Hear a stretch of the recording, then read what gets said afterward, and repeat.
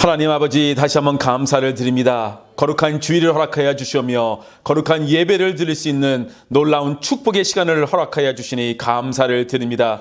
여기 모인 저희들 한마음 한뜻으로 신령과 진정으로 하나님을 예배하기를 원하오니 성령님 역사하여 주시옵소서. 아버지 하나님, 예배를 통해서 하나님의 은혜를 입은 자들이 될 수 있도록 인도하여 주시옵소서. 말씀을 선포하기를 원합니다. 말씀을 들을 때 감동이 되게 하여 주시옵소서. 은혜가 넘쳐나게 하여 주시옵소서. 도전을 받게 하여 주시옵소서. 말씀을 듣고 문제들이 해결되게 하여 주시옵소서. 더욱 성장하게 하여 주시옵소서. 이 시간 모든 걸 주의 손에 맡기오며 감사하며 예수님의 이름으로 기도를 드렸습니다. 아멘. 아멘. 하나님 말씀 보시겠습니다. 창세기 6장 1절에서 8절 말씀. 창세기 6장 1절에서 8절 말씀 함께 읽도록 하겠습니다. 시작. 사람이 땅 위에 번성하기 시작할 때에 그들에게서 딸들이 나니 하나님의 아들들이 사람의 딸들의 아름다움을 보고 자기들이 좋아하는 모든 여자를 아내로 삼는지라. 여호와께서 이르시되 나의 영이 영원히 사람과 함께 하지 아니하리니 이는 그들이 육신이 됨이라. 그러나 그들의 날은 120년이 되리라 하시니라. 당시에 땅에는 레피림이 있었고 그 후에도 하나님의 아들들이 사람의 딸들에게로 들어와 자식을 낳았으니 그들은 용사라 고대 명성이 있는 사람들이었더라. 여호와께서 사람의 죄악이 세상에 가득함과 그의 마음으로 생각하는 모든 계획이 항상 악할 뿐임을 보시고 땅 위에 사람 지었음을 한탄하사 마음에 근심하시고 이르시되 내가 창조한 사람을 내가 지면에서 쓸어버리되 사람으로부터 가축과 기는 것과 곤충의 새까지 그리하리니 이는 내가 그것들을 지었음을 한탄함이니 하시니라. 그러나 노아는 여호와께 은혜를 입었더라. 아멘. 여호와의 은혜를 입었더라. 예, 오늘부터 창세기 6장을 저희는 이제 살펴보게 됩니다. 예, 오늘의 본문은 정말 모르는 사람이 없는 그 유명한 노아와 홍수의 이야기의 서론입니다. 아담의 이야기는 끝나고 이제 노아의 이야기가 시작이 됩니다. 그런데 창세기 6장은 아주 슬프고 끔찍한 일이 있는 우리가 그런 장으로 우리가 볼 수 있습니다. 하나님이 그토록 아름답게 창조하신 천지 만물과 사람들을 하나님이 직접 심판해서 쓸어버리는 무서운 홍수 심판 선언이 있습니다. 사랑의 하나님께서 어떻게 그렇게 무섭고 끔찍한 일을 결정하셨을까라는 생각을 우리 모두가 하게 됩니다. 온 세상을 쓸어버리겠다는 하나님의 계획은 창세기의 시작인 천지 창조와 정반대가 되는 그런 사건입니다. 그리고 하나님께서 인간의 죄를 범해도 벌을 주셨지만 살아갈 수 있는 기회를 항상 주셨잖아요. 그걸 우리가 3장, 4장, 5장에서 살펴봤는데 그렇게 자비를 베푸셨던 그런 하나님께서 이제는 끔찍한 심판을 선언하시는, 자비가 없다는 그런 선언을 하시는 그런 것을 우리가 볼 수가 있습니다. 하나님께서 왜 이렇게 무섭고 끔찍한 심판을 결정하셨을까요? 심판은 죄 때문에 임하는 것입니다. 아무런 이유 없이 하나님께서 세상을 심판하시는 것은 아닙니다. 세상은 모든 것들은 시간이 지나가면 잊혀집니다. 그런 세상에 우리가 살고 있어요. 그러니까 유명한 사람도 유명한 사건들도요, 시간이 지나면 다 잊혀집니다. 아무리 그 사건이 그 당시에 세상을 시끄럽게 했던 상관없습니다. 시간이 지나가면 다 잊혀집니다. 그러나 죄는 그렇지 않습니다. 영적인 세계에서는 한번 저질러진 죄는 그대로 남아있다는 것입니다. 죄를 저지른 나는 그 죄를 기억 못할 수도 있어도 죄의 기록은 항상 남아있다는 것입니다. 대한민국 법에 공소시효라는 게 있습니다. 죄를 범했어도 공소시효가 지났으면 처벌을 받지 않는 그런 것들 있잖아요. 그런데 하나님 나라에서 그 영적인 세계에서는 공소시효가 없다라는 것입니다. 인간은 죄와 멀리하며 살아가는 것이 아니라 계속 인간은 사회가 발전하면 발전할수록 더 악하게 죄를 범하면서 살아간다는 것을 우리가 볼 수가 있습니다. 가인의 동생 아벨이 살인을 하고 동생 아벨을 살인했죠. 가인이. 그리고 또 하나님을 떠났어요. 회개하고 하나님께 돌아왔으면 좋았을 텐데 하나님을 떠나서 에덴의 동쪽으로 계속 갑니다. 죄를 지었어도 회개하고 하나님께 다시 돌아와야 하는 노력을 해야 하는데 그런 것을 우리가 가인의 모습에서 볼 수가 없었습니다. 오히려 하나님부터 더 멀어지는 가인을 우리는 보았습니다. 그리고 그 후손 라멕의 시대에서는 완전히 하나님을 잊어버리는 그런 인생을 살아가는 라멕과 또한 그의 후손들을 보았습니다. 사람을 살인하는 것을 자랑하는 그런 라멕을 우리가 보았습니다. 우리가 창세기 4장과 5장에서 기억해야 하는 것은요, 하나님을 떠나 죄를 지면서 세상적으로만 성공하면서 살려고 하는 가인의 후손들이 있었고요. 반면에 하나님의 이름을 부르며 하나님과 동행하는 셋의 후손들이 있었다. 그걸 반드시 기억해야 합니다. 이 두 종류의 사람들이 있다라는 것입니다. 하나님을 떠난 자들, 또 반면에 하나님의 이름을 부르는 자들. 이 두 종류의 사람들이 있었다는 것을 이해해야 하고 6장을 보면 큰 도움이 될 것입니다. 오늘날도 그렇지 않습니까? 하나님을 떠나 이 세상에서 어떻게 하면 돈을 많이 벌고 살 수 있는가만 생각하며 사는 사람들이 있고요. 하나님을 예배하며 하나님과 동행하며 그런 삶을 우선순위로 하는 사람들이 또한 이 땅에 존재하고 있습니다. 그 두 종류의 사람을 기억하면서 6장을 살펴보시기 바랍니다. 1절과 2절을 다시 읽겠습니다. 시작. 사람이 이 땅 위에 번성하기 시작할 때 그들에게서 딸들이 나니 하나님의 아들들이 사람의 딸들의 아름다움을 보고 자기들이 좋아하는 모든 여자를 아내로 삼는지라. 네. 1절에서 사람이 땅 위에 번성하기 시작할 때라는 말씀이 있죠. 그 번성한 인구는 창세기 4장에 나오는 가인의 후손, 그리고 창세기 5장에 나오는 셋의 후손이 다 포함이 되어 있는 것입니다. 이 두 종류의 사람들이 이 지구에 이제 점점 많아지고 있었다라는 것입니다. 그리고 2절에서 나오는 하나님의 아들과 사람의 딸이라는 단어들을 주목하시기 바랍니다. 하나님의 아들들이 사람의 딸들을 아내로 삼는 일이 홍수 직전의 상황입니다. 그 상황을 지금 설명하고 있는 것입니다. 잘못된 만남이 이루어지고 있었다는 것을 지금 서론에서 6장 첫 부분에서 말을 하고 있는 것입니다. 하나님의 아들들, 셋의 후손을 말하는 것이죠. 그러니까 하나님을 믿고 예배하는 사람들을 말하고 있는 것입니다. 사람들의 딸은 하나님을 떠나 살고 있는 가인의 후손들을 지금 말하고 있는 것입니다. 그러니까 하나님의 아들들은 하나님을 예배하며 하나님과 동행하는 사람들입니다. 죄를 지어도 하나님께 다시 돌아와서 회개하는 사람들입니다. 그런데 반면에 사람의 딸들은 하나님을 인정하진 않았죠. 벌써 오래전부터 하나님을 떠난 사람들입니다. 자기 인생을 자기 마음대로 감각적으로 지나친 욕심을 내며 사는 사람들입니다.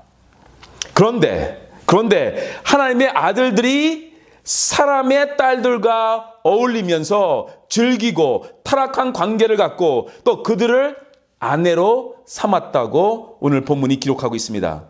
하나님의 아들들이 그 당시 가인의 후손들의 결혼과 성문화를 따라서 여러 아내를 두는 일까지 생겼다는 것입니다. 결혼의 대상을 보는데 아름다움만 보았다는 것이에요.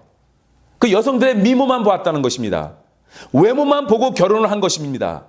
결혼할 사람이 하나님을 믿는가, 그분의 마음과 성품은 어떤가, 성실한 사람인가, 그런 거 하나도 안 따지고 그냥 예쁘게 생겼으면 돼. 그렇게 하면서 결혼을 했다는 것입니다. 결혼을 하고 나니까 저 여자도 멋있게 보이는 것이에요. 또 저 동네 여자도 그렇게 아름답게 보이는 것이에요. 모두 그냥 아내로 삼았다는 것입니다. 노아 시대의 타락이 이렇게 시작을 합니다. 쉽게 말하자면 하나님을 믿는 사람이 하나님을 떠난 사람에게 영향을 주어서 그들을 하나님께 인도해야 하는데 정반대가 된 것입니다. 안 믿는 사람들의 문화를 따라서 살다 보니까 자기네들도 하나님과 점점 멀어지는 사람이 된 것입니다. 우리가 지금 이런 일들을 많이 주변에서 보고 있잖아요. 결혼 전까지는 열심히 교회 다니고 하나님을 잘 믿다가 하나님을 안 믿는 사람하고 만나서 결혼했는데 더 이상 교회를 안 나가고 하나님과 멀어지는 사람. 그 사람들이 있을 것입니다. 친구들도 그런 사람이 있을 거예요. 우리가 눈에 보이는 것들만 보고 살아서 그런데요. 영적인 세계가 있다는 것을 우리 그리스도인들은 믿어야 합니다. 인간이 저지른 죄들이 영적인 세계에서는 심각한 문제라는 것입니다. 우리 인간은 죄가 뭐 그렇게 심각한 것이나 그렇게 따질 수가 있습니다. 그런데 하나님에게는 너무나 심각해요. 너무나 심각해서 하나님이 직접 아들을 보내셨어요. 그래서 십자가에서 돌아가게 하셨습니다. 그 정도 죄가 심각한 거예요. 가인의 후손들이 에덴 동산을 떠나 동쪽으로 계속 옮겨 살면서 세상적으로는 성공한 사람들이 되었다는 것을 우리가 보았습니다. 다양한 세상 문화를 만들었어요. 유목 문화, 농경 문화, 음악, 예술 문화를 만듭니다. 도시 문화를 만듭니다. 세상 사람들이 다 그렇게 살아갑니다. 공대, 의대, 음대 나와서 하나님 없이 신나게 즐기면서 살아가는 것이 이 세상입니다. 그것이 가인의 후손들의 모습이었습니다. 그것이 세상의 사람들의 딸들의 모습입니다. 그러나 하나님의 자녀들은 다릅니다. 그들은 세상 속에 살지만 하나님께 예배를 드립니다. 하나님께 드려지는 예배가 예수 그리스도의 십자가의 보혈의 은혜로 드려지는 이 예배가 세상에 임할 하나님의 심판을 막을 것이라는 것을 믿으면서 예배를 드리는 자들입니다. 우리의 예배가 이렇게 파워풀한 것입니다. 그냥 여기 앉아있다고 생각하시면 안 됩니다. 예배가 영적인 세상에서 얼마나 큰 능력을 가지고 있는 줄 우리 그리스도인들은 다 알아야 합니다. 왜냐하면요, 지금 우리가 예배하는 분은 지극히 높으신 분이십니다. 위대하신, 거룩하신 창조주 하나님이십니다. 우주 만물을 지금도 주관하시는 하나님을 우리는 지금 예배 드리고 있는 것입니다. 범람하는 강을 댐이 막고 있는 것처럼 예배가 이 땅에 임할 저주를 지금 막고 있는 것입니다. 예배가 이렇게 중요한 것입니다. 예레미야 5장 1절을 보시면요, 정직한 일을 하는 사람, 진리를 구하는 사람 한 명만 찾아도 하나님께서 예루살렘을 용서하겠다라고 말씀하십니다. 아브라함 때는요, 의인 10명만 있으면 소돔과 고모라의 그 몇십만 되는 도시를 멸망시키지 않겠다라고 말씀하십니다. 그러니까 보잘것없이 보이고 작은 숫자가 모였다라고 해도 한 사람의 의로운 삶, 한 사람의 예배가, 작은 숫자의 중보 기도가 도시의 파멸을 막을 수 있다는 것입니다. 그런 믿음으로 우리가 예배에 임하는 것입니다. 그렇기 때문에 아무리 작아 보여도 하나님께 기도하는 그리스도인들의 존재가 얼마나 중요한 줄 모릅니다. 우리가 드리는 예배가 우리 가정에 임할, 우리 사회에 임할 하나님의 심판을 막을 수 있다는 것을 믿으시기 바랍니다. 우리가 예배하고 기도할 때 지금 우리 사회에 흘러넘치는 죄 때문에 마땅히 받아야 할 심판을 우리가 막을 수가 있는 것이에요. 하나님, 이 땅을 용서하여 주시옵소서.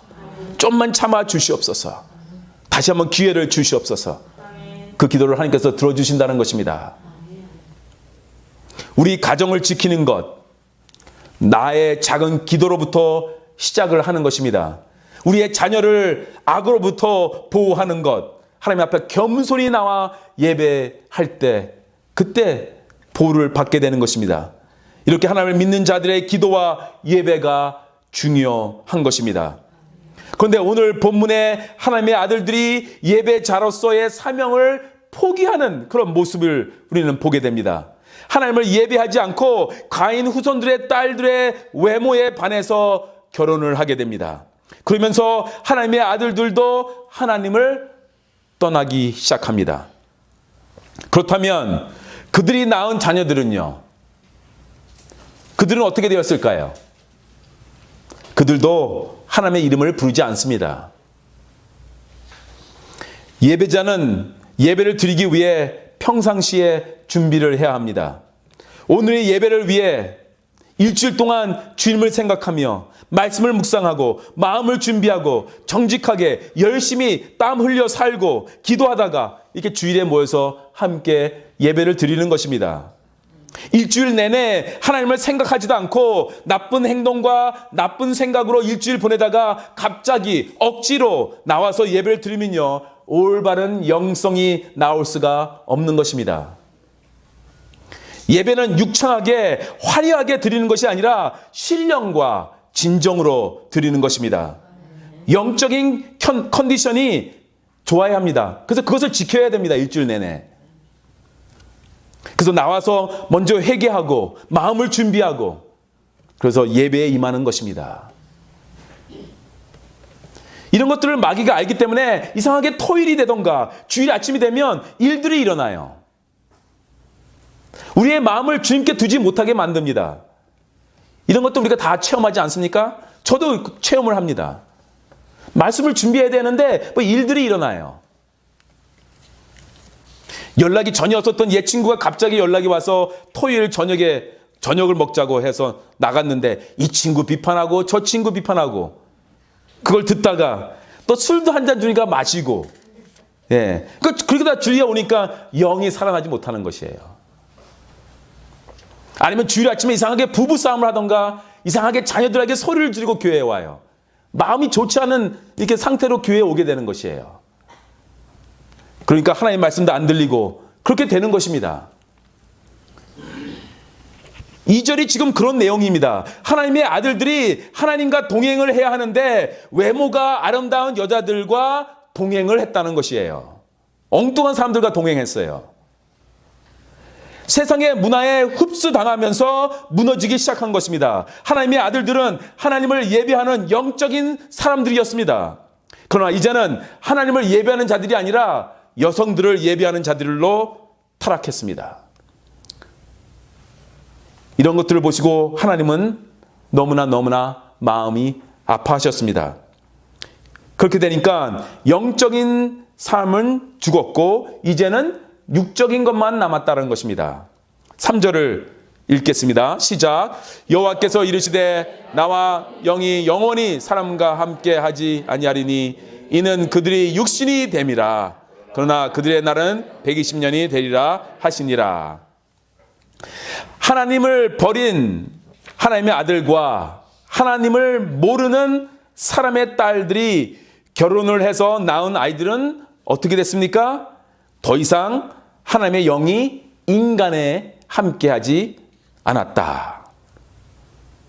인간은 죄를 선택하고 악하게 살고 음란하게 사는 것을 선택했고 하나님을 외면하는 삶을 선택했기 때문에 어려움과 영적인 것을 잃어버리고 육이 되어서 하나님이 더 이상 그들과 함께 하실 수 없는 그런 상태까지 간 것입니다. 이것은 인간이 넘어 말아야 할 선을 넘었다는 것을 의미하기도 합니다. 창조 때 인간은 하나님의 생기를 부여받았는데 그 생기를 하나님이 주신 사명을 위해 사용하는 것이 아니라 오직 육신의 만족을 위해 인간적인 것에만 사용하였기 때문에 하나님이 그 영을 거두어 가신 것입니다. 인간이 하나님을 떠나니까 하나님도 나도 너네들을 떠날 수밖에 없다. 그렇게 선언하신 것입니다. 이 말씀은 솔직히 너무나 무서운 말씀입니다. 하나님이 떠난다, 영을 거두어 가신다, 무서운 말씀입니다. 왜요? 하나님의 영이 인간을 떠나면 인간은 짐승처럼 살게 되는 것입니다. 사람들이 짐승처럼 살면 어떻게 되는지 우리가 뉴스를 보면서 잘 알게 되잖아요. 역사를 봐도 잘 알게 되잖아요. 인간은 정말 잔인할 수밖에 없습니다. 하나님이 없으면 그렇게 사는 것이에요.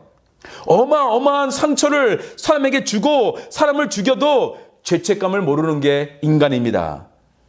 하나님의 영이 떠나면 그렇게 되는 것입니다. 나의 영이 영원히 사람과 함께하지 아니하리니 라는 하나님의 심판이 선언되지만 하나님은 인간에게 120년이라는 은혜의 시간을 주십니다. 모든 것이 끝난 것 같은 상황 속에서도 회개의 시간을 충분히 주시는 하나님의 그 은혜를 여기서 보게 됩니다. 인간은 다시 하나님께 돌아와 하나님의 이름을 부르며 하나님을 예배할 수 있는 기회가 있는 것입니다. 기회를 안 주신 것이 아닙니다. 기회를 충분히 주셨습니다. 내일 모레까지 다시 돌아와. 그것도 아닙니다. 내년까지 다시 돌아와야 돼. 아니에요. 120년 주셨어요. 120년. 충분하지 않습니까, 그러면? 충분한 시간을 주셨습니다. 4절 보시겠습니다. 당시의 땅에는 레피림이 있었고 그 후에도 하나님의 아들들이 사람의 딸들에게로 들어와 자식을 낳았으니 그들은 용사라 고대의 명성이 있는 사람들이었더라. 신학적으로 보자면 굉장히 해석하기가 어려운 그런 부분입니다. 레피림에 대한 다양한 해석이 또한 있습니다.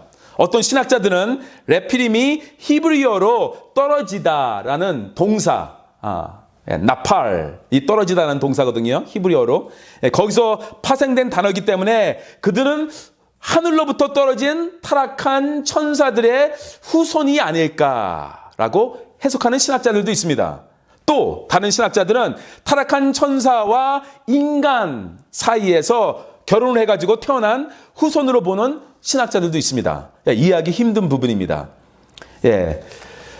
그런데 그런 해석들보다는 레피림이라는 사람들은 수많은 전쟁을 하고 수많은 사람들을 죽이고 그게 싸워서 승리한 용사들을 말하는 것이 아닐까라는 대부분의 신학자들의 그런 의견이 있습니다. 저도 여기에 동의를 하고요.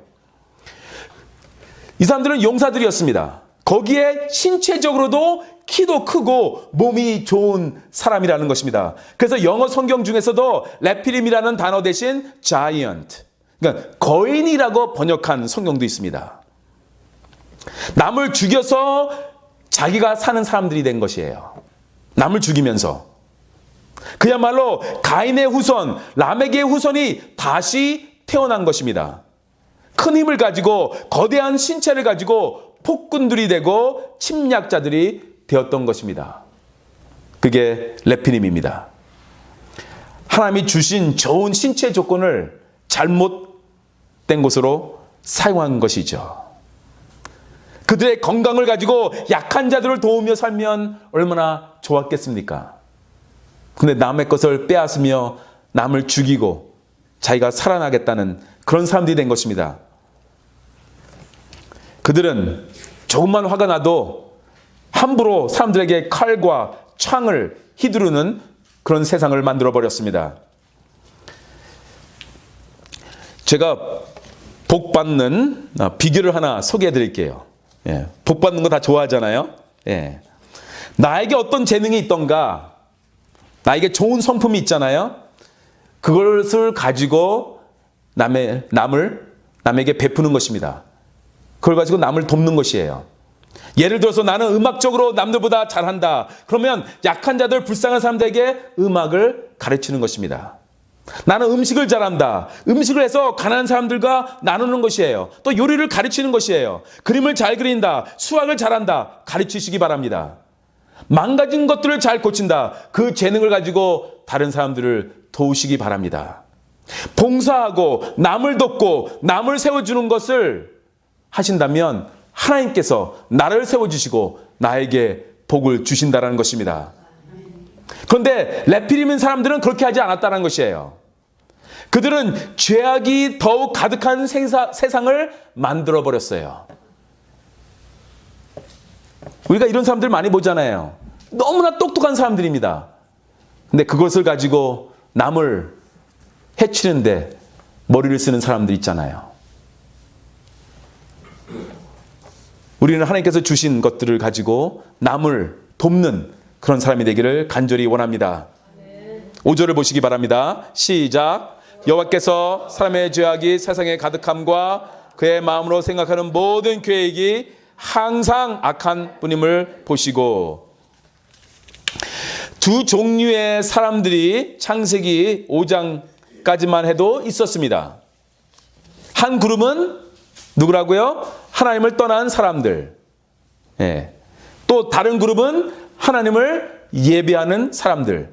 5장까지 그 두 그룹이 있었어요. 그런데 6장 5절에 어떤 말씀이 기록되어 있습니까? 죄악이 세상에 가득하고 사람들의 마음의 생각과 모든 계획이 항상이라는 단어가 있어요. 항상 악하다고 그렇게 기록되어 있습니다. 하나님을 예배하던 사람들이 다 어디로 간 것입니까? 5장까지 존재했잖아요. 어디로 간 것입니까? 제가 오늘 본문을 자세히 묵상하면서 보니까요, 하나님의 심판이 죄인 때문에 온 것이 아니라 하나님의 사람들이 죄와 타협하였기 때문에 왔다는 것이에요.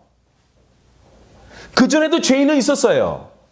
그렇지만 하나님을 예배하는 자들도 있었어요. 그래서 하나님은 계속 기대하고 있었던 것이에요. 하나님을 예배하는 사람들이 그래도 영향을 줘서 변화시키겠지. 그런데 반대로 간 것입니다. 하나님을 예배하는 사람들이 다 타락했어요. 이제는 항상 악한 생각을 할 뿐입니다. 우리도 죄 많은 이 세상에 살기 때문에 죄와 이 세상의 유혹에 항상 노출되어 있다는 것입니다. 조금이라도 엉뚱한 생각을 하면 죄와 타협할 수밖에 없습니다. 하나님이 이 세상을 심판하시는데 그 책임은 세상의 딸들에게 있는 것이 아니라 하나님을 떠나고 이 세상을 선택한 하나님의 아들들에게 있다는 것입니다.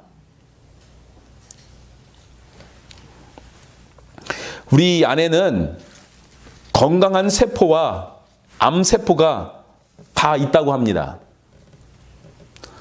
그런데도 암에 걸리지 않는 이유는 건강한 세포가 암세포보다 더 많기 때문입니다. 그런데 암세포가 건강한 세포보다 더 강하고 많아지게 되면 어떻게 됩니까? 암에 걸리게 되는 것입니다. 그때는. 우리 모두는 이 세상에 살고 있습니다. 우리는 산속에서 살고 있다가 주일날 산에서 내려와서 이곳에 오는 사람들이 아닙니다. 이 세상에서 일을 하면서 자녀들을 키우면서 그렇게 살고 있습니다. 죄를 보면서 유혹을 받으면서 살고 있습니다.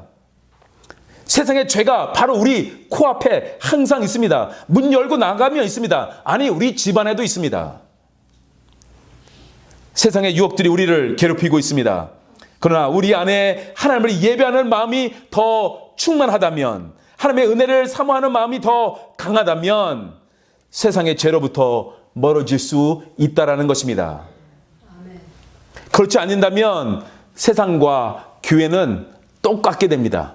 다를 바가 하나도 없습니다. 예수님을 믿는 사람과 안 믿는 사람들과 똑같이 됩니다. 다를 바가 하나도 없게 되는 것입니다. 5절이 지금 그렇게 된 상황입니다. 사람의 죄악이 세상에 가득하고 사람들이 생각하는 모든 계획이 악해졌습니다. 그러자 하나님의 심판 선언이 나옵니다. 6절 7절 함께 읽겠습니다. 시작. 땅 위에 사람 지었음을